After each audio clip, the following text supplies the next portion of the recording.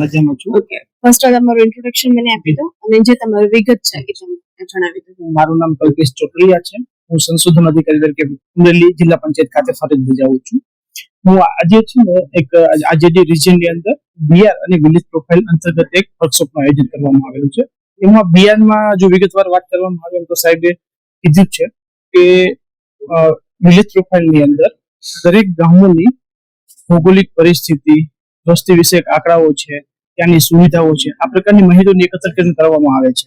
ખરેખર village profile છે શું, તો કે ખરેખર ગામની અંદર શું સુવિધા હોવી જોઈએ અને હાલમાં શું સુવિધા છે, આ બે વચ્ચેનો ગેપ એનાલિસિસ ફાઇન્ડ કરી અને એક ગામની અંદર એ સુવિધાઓ ઉપલબ્ધ થાય એ માટેની એક